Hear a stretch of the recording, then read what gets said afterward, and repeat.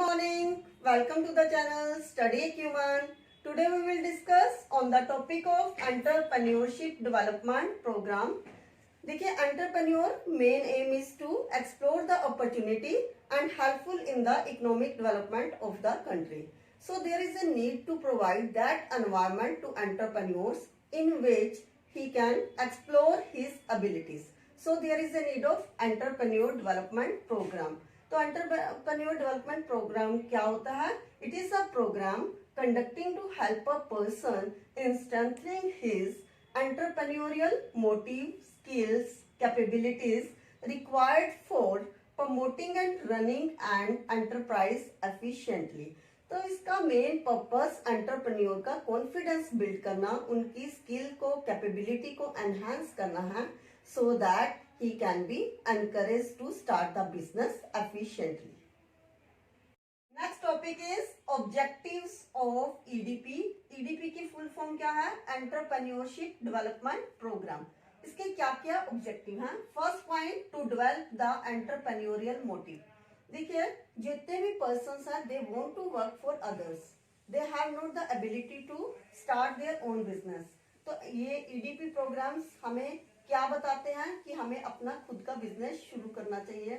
उनको इस तरीके से मोटिवेट करते हैं, उनका पॉजिटिव एटीट्यूड बनाते हैं, उनमें एनर्जी बिल्ड करते हैं कि ताकि ज्यादा से ज्यादा लोग जो है they start their own business. Next point is to analyse the environment. It helpful to analyse the environment. देखिए, एनवायरमेंट में कुछ फैक्टर्स जो है इंटरनल होते हैं, कुछ एक्सटर्नल फैक्टर्स होते हैं.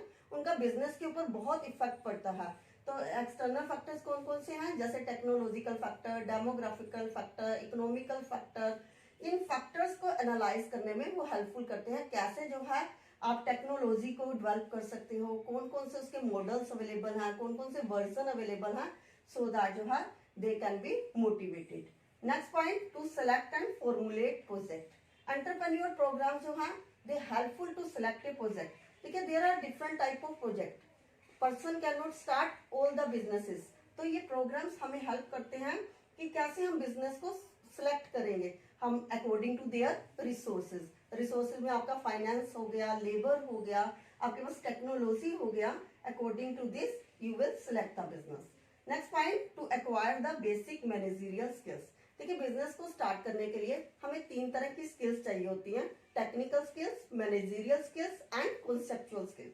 तो हमें मैनेजरियल स्किल्स हमें क्या बताती है? How you will use the limited resources in an efficient manner, how you will take the right decision at a right time. तो ये प्रोग्राम जो है हमें बताते हैं कि किस टाइम जो है हमें कौन सा डिसीजन लेना है, so that we can explore the opportunities. Next point, develop a broader view about the business. यहाँ हमें बिजनेस के बारे में ब्रॉडर व्यू बताते हैं कि बिजनेस जो है स्मॉल स्केल इंडस्ट्री भी हो सकती है, टाइनी इंडस्ट्री भी हो सकती है, और आपके लॉन्ग टाइम बिजनेसेस भी हो सकते हैं. तो ये आपको पूरा के पूरा बिजनेस के बारे में ब्रॉडर व्यू बताती है. यदि आपको फाइनेंस नहीं मिलता तो फाइनेंस कहाँ से ले सकते हो आप, वर्किंग कैपिटल कितनी होनी चाहिए, फिक्स कैपिटल बिजनेस में कितनी होनी चाहिए, पूरे बिजनेस की आपको पूरी के पूरी गाइडलाइंस जो है, और कहाँ से आप फाइनेंस को, लेबर को अरेंज कर सकते हैं. They give the broader view about the business. Next point, exposure to project feasibility study. देखिए, आपने भी यदि बिजनेस को सिलेक्ट कर लिया तो उसमें हमें ये बताते हैं कि कैसे आप जो है प्रोजेक्ट की फिजिबिलिटी निकालेंगे. फिजिबिलिटी मीन्स प्रोजेक्ट जो है वो शुरू हो सकता है या नहीं हो सकता. तो you will check on the ground of technical point, managerial point, market के पॉइंट ऑफ व्यू पे, ऑर्गेनाइजेशन के पॉइंट ऑफ व्यू पे, फाइनेंशियल पॉइंट ऑफ व्यू पे, this project can be implement और not. Next point, support system and procedure upgradation.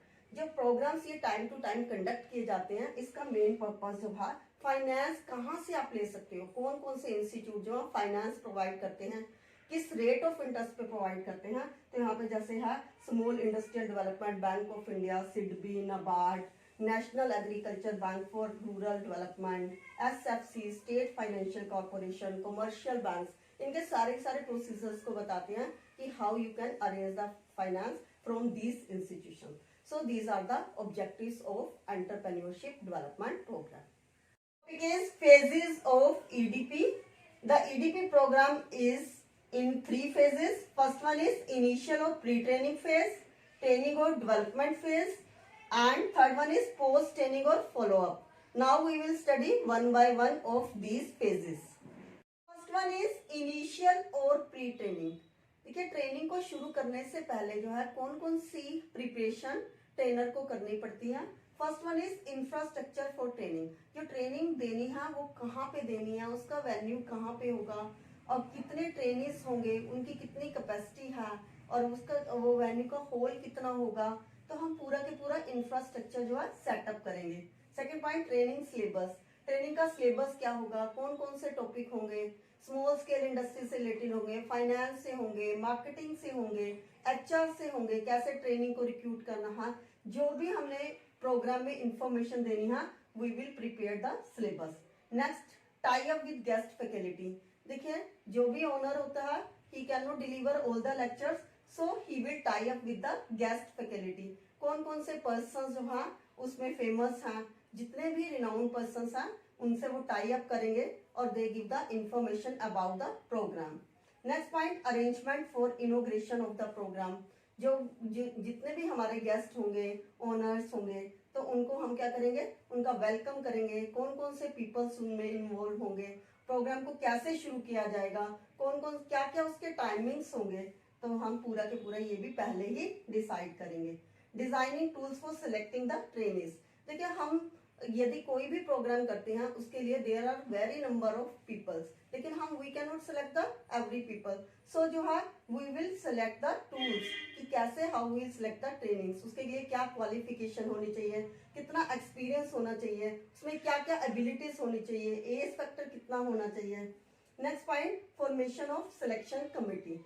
उसके बाद हम selection committee को जो है फॉर्मुलेट करेंगे. सिलेक्शन कमेटी जो है they will select the trainings. उनको भी पूरी की पूरी नॉलेज होनी चाहिए कि उस प्रोग्राम के लिए क्या क्या एलिजिबिलिटी होनी चाहिए ताकि जो है they can select according to the requirements. Advertisement.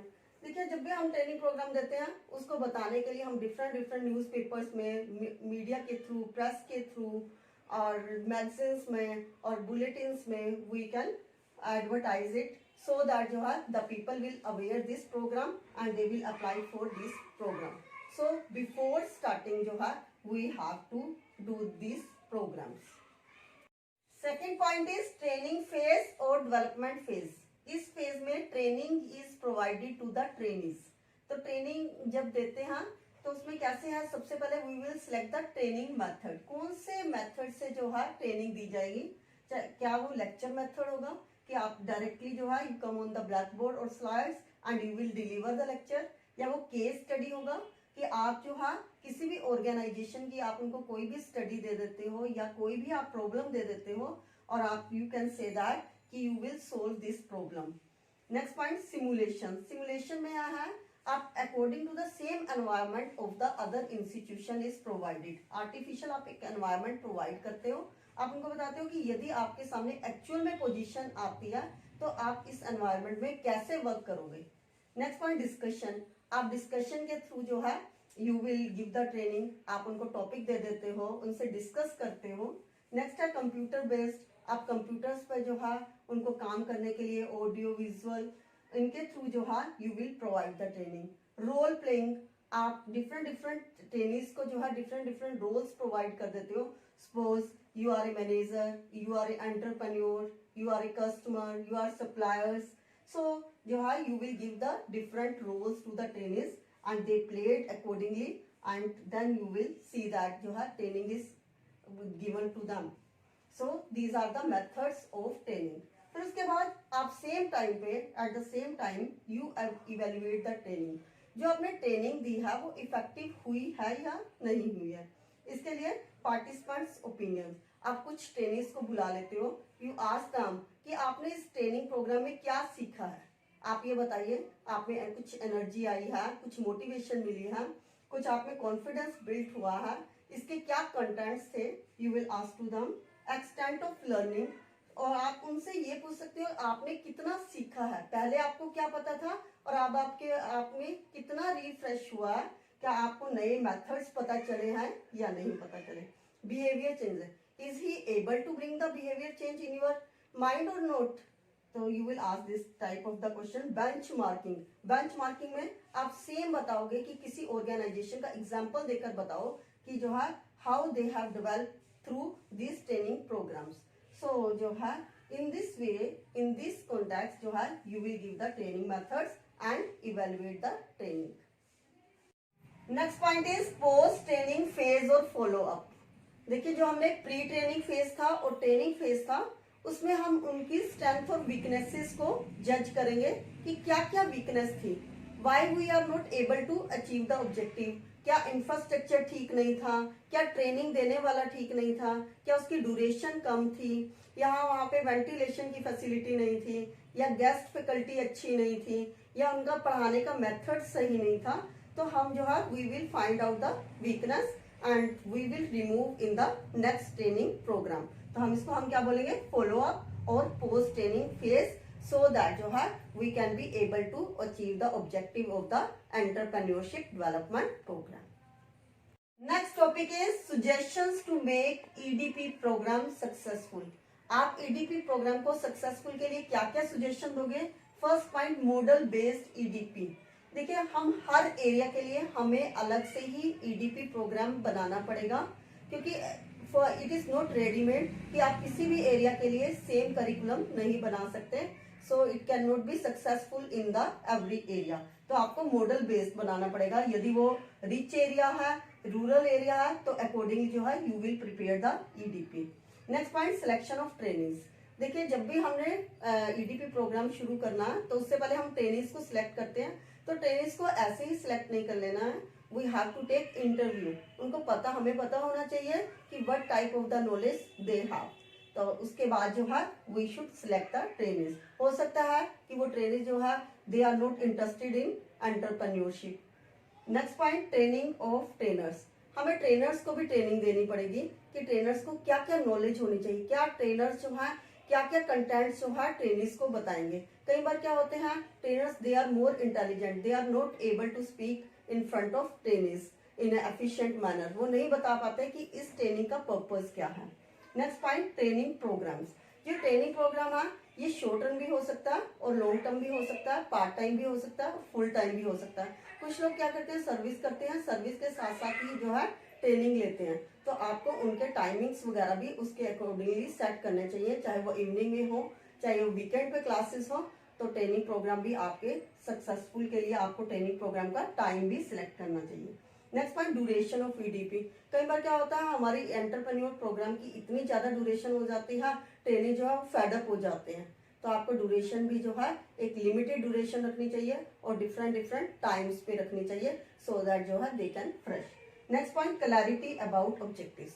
देखिए प्रोग्राम का क्या ऑब्जेक्टिव है, are we are able to achieve और नॉट। क्या हम प्रोग्राम ऐसे ही शुरू कर रहे हैं और खत्म कर रहे हैं और ट्रेनिंग्स को उसका कोई फायदा नहीं मिल रहा है, he is not motivated by your training programme.